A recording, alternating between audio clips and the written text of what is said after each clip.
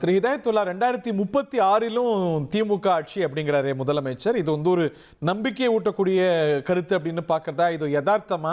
இப்படி ஒரு நிரந்தரமான ஆட்சி அப்படிங்கிறதெல்லாம் யாருக்கு சாத்தியமா இருக்கு தமிழ்நாட்டில்? அதை தாண்டி இன்னைக்கு புதிய சவால்கள்லாம் நீங்க பார்க்கலையா? இந்த இடி ரைடெல்லாம் ஒரு பெரிய சவாலா பார்க்கலையா? இந்த மாதிரி லிக்கர் வாரத்துல தான் தெலங்கானாலேயோ இல்லை டெல்லியிலேயோ ஆட்சிகளுக்கு என்ன ஆச்சு அப்படிங்கிறத பார்த்தோம். இதெல்லாம் புதிய பெரிய சவாலா பார்க்கலையா நீங்க? சகோதரர் ஹரி, ஒரு தன்னம்பிக்கை என்பது எல்லா தலைவர்களுக்கும் உள்ள விஷயம். அந்த தன்னம்பிக்கைக்கு அடிப்படை என்ன என்பது பார்க்க வேண்டும். முன்னாள் பிரதமர்கள், முதல்வர்கள், ஏன் செல்வி ஜெயலலிதா அவர்கள் சொன்ன வார்த்தை கண்ணுக்கு எட்டிய தூரவரம் எதிரிகள் இல்லை என்பது மட்டுமல்ல, அவர்தான் நிரந்த முதல்வர், எல்லாரையும் புகழ்பாட வைத்தவரும் அவர்தான். அதனால இந்த தன்னம்பிக்கைக்கு சில காரணங்கள் உண்டு. என்ன தன்னம்பிக்கை? நீங்கள் தமிழ்நாட்டில் வாக்காளர்களில் பாதி பகுதி இருப்பவர்கள் பெண்கள். அந்த பெண்கள் பஸ்ஸில் இலவச பயணம் செய்ய முடியும் என்று சொன்னதை சொல்லியிருக்கிறார்கள். மகளிர் உரிமை தொகை ஏறத்தாழ பெரும்பாலான குடும்பங்களுக்கு கொடுத்திருக்கிறார்கள். இது பெண்கள். மாணவர்களை பொறுத்தவரை இன்னைக்கு நீட்டுக்கு எதிராக இருந்திருக்கிறார்கள், புதிய கல்விக் கொள்கைக்கு எதிராக இருந்திருக்கிறார்கள். காலை உணவு திட்டம், அதாவது காமராஜர் கொண்டு வந்த மதிய உணவு திட்டத்தை முன்னாள் முதல்வர்கள் எம்ஜிஆர் அவர்களும் கலைஞர் அவர்களும் அதை வித்தியாசமாக மாற்றினார்கள். ஆனால் ஒரு புதிய முறையிலே காலை உணவு திட்டத்தை பள்ளி மாணவர்களுக்கு தந்திருக்கிறார். ஆக கல்வித்துறையிலே அவர்கள் புரட்சி செஞ்சிருக்கார். அடுத்து அதிகமாக இருக்கக்கூடிய மக்கள் தலித் மக்கள். அந்த தலித் மக்கள் இன்னைக்கு பல நூறு பேர் வெளிநாட்டில் போய் படிக்க முடியுது. அதுக்கு கல்வி கட்டணத்தை கொடுக்குறான்னா யோசிச்சு பார்க்கணும். அதை விட 50 பேரை ஐஏஎஸ் ஆக்கக்கூடிய நாம் முதல்வர் திட்டத்தை கொண்டு வந்திருக்காரு. விவசாயிகளுக்கு எதிராக மத்திய அரசு இருந்தபோது அவர்களுக்கு ஆதரவாக இந்த அரசு இருந்திருக்கு.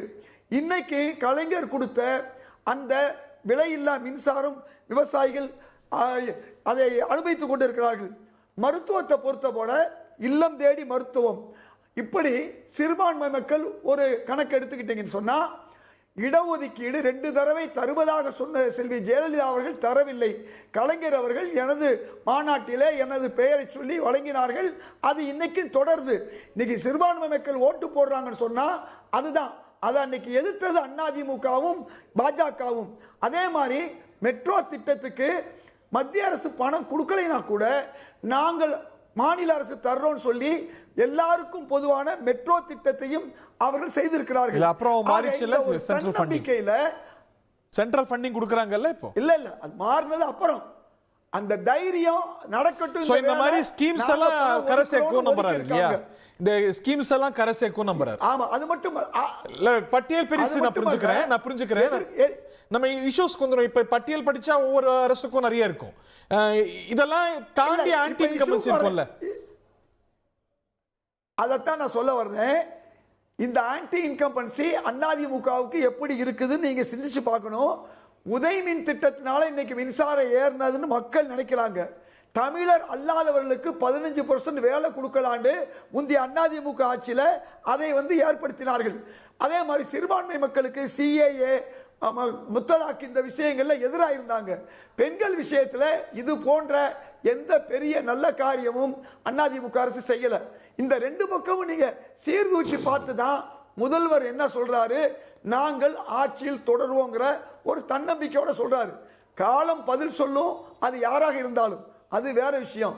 ஆனா நீங்க சொல்லக்கூடிய ஊழல் குற்றச்சாட்டுல இவங்க அதிகமா சொன்னது திரு செந்தில் பாலாஜி.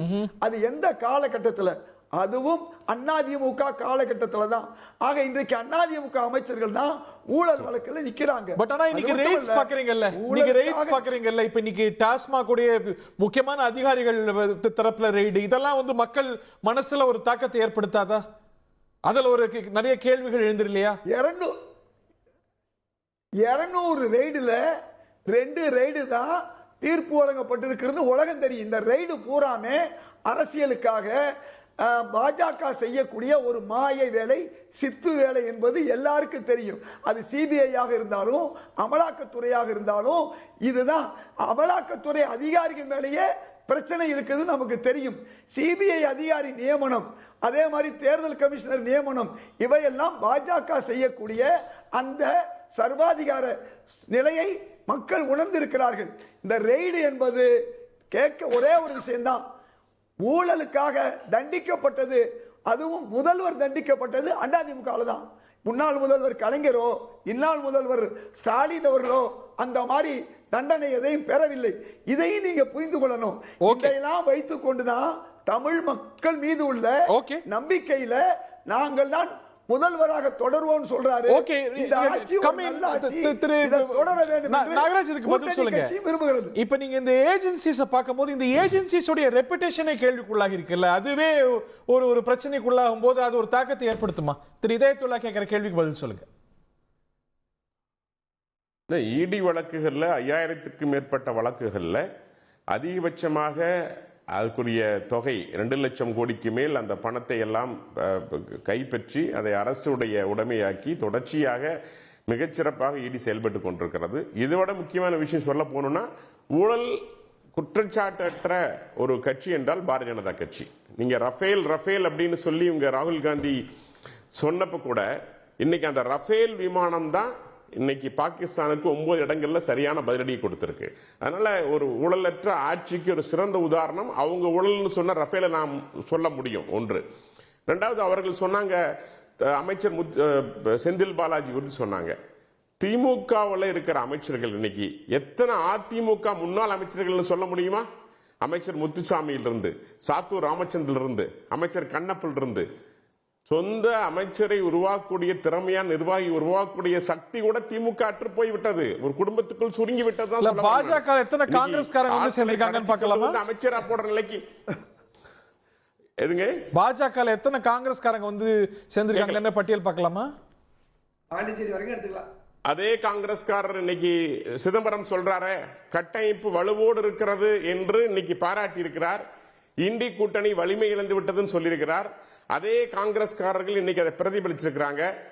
ஹிந்தி தெரியாது போடா என்று சொல்லிய அதே கட்சியை ஒட்டி இண்டி கூட்டணியோடு இணைந்து கொண்டிருக்கிறது இன்னைக்கு திமுகவும் சரி, அதனுடைய அமைப்பும் சரி.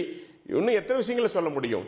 நாங்க யாரையும் போய் தேடி பிடிச்சு வாங்கன்னு சொல்லல, வருவோரை வரவேற்போம். தேச நலனுக்காக எங்க கூட இருந்தாங்கன்னா அவர்கள் தொடரலாம். அவங்க மேல ஈடி கேஸ் இருந்தா கூட பலமாக எல்லா அவங்க மேல நீங்களே குற்றச்சாட்டு வச்சிருந்தாலும் கூட நீங்க ஒரு உதாரணம் சொல்லுங்க. எங்க ஆட்சியில திமுக மாதிரி வந்து இங்க இருந்து மீண்டும் சிறைக்கு சென்று அவரையே மீண்டும் அமைச்சராக கொண்டு அமர வைத்த ஒரு அழகு நிலை பாஜக செய்திருக்கிறதான்னு சொல்லுங்க, மனசாட்சியோடு சொல்லுங்க. இப்ப கூட்டணி சொல்ல முடியும் பாருங்க. அதான் சொல்றேன், கூட்டணி என்பது வேறு. நீங்களே சொல்லிட்டீங்க வேறு, அது சொல்லியாச்சு. கூட்டணி வைக்கும்போது ஊழல் சம்பந்தம் இல்ல சொல்ல முடியும். கூட்டணி வச்சா ஊழல் பத்தி பேச மாட்டீங்க. அதான் சொல்றேனுங்க, நீதிமன்றத்தால் தண்டிக்கப்பட்டிருந்து நீதிமன்றத்தால் தண்டிக்கப்பட்டு கர்நாடகா பரப்பன அக்ரஹார சிறையில் அடைக்கப்பட்டு அது மாதிரி எங்க ஊதுபத்தி உருட்டி மீண்டும் விடுதலை ஆகி வந்து பேச விடுங்க. நீங்க இல்ல, நீங்க பேச விடுங்க. நான் இங்க கோவையில இருந்து பேசிட்டு இருக்கேன். நீங்க இவ்வளவு இடைஞ்சல் பண்ண எப்படி நான் பேச முடியும்? உங்களுக்கு நான் பதில் கொடுக்கறேன். இல்ல, நானு அதாவது கொள்கை அப்படிங்கிற அந்த ஆங்கிள் பாஜகவின் மீது நீங்க 1% கூட குற்றச்சாட்டை வைக்க முடியாது. நல்ல ஆட்சி, தேச நலன், இதுலயும் நீங்க குற்றச்சாட்டு வைக்க முடியாது. சிறந்த உதாரணம் சொல்றேன். இன்னைக்கு உங்களுடைய முதல்வர் தேசிய கொடி ஏந்தி கையில நடந்து போறார். என்ன காரணம்? பெருமையோடு இந்தியா இன்னைக்கு ஒரு வல்லரசாக இந்திய அரசு என்று சொல்ல தயங்குகிறீர்கள். பேச முடியும். இந்திய அரசு என்று சொல்ல தயங்குகிறீர்கள், மத்திய அரசு என்று சொல்ல தயங்குகிறீர்கள், இந்தியா என்று சொல்ல தயங்குகிறீர்கள், ஒன்றிய அரசு என்று கேவலப்படுத்துகிறீர்கள். இன்னைக்கு மக்களுக்கெல்லாம் அளவற்ற ஆதரவு வந்து விட்டது பாஜக. நீங்க கையில தேசிய கொடியை நடந்து போறீங்க. இதுதான் உங்க அரசியல். இன அரசியல், மொழி அரசியல், நில அரசியல், வடக்கு தெற்கு அரசியல், ஆரியன் திராவிட அரசியல், இதுதான் உங்களுடைய பிரிவினைவாத அரசியல். நிச்சயமாக இந்த தேர்தல் மக்கள் சரியான பாடம் கொடுப்பார்கள்.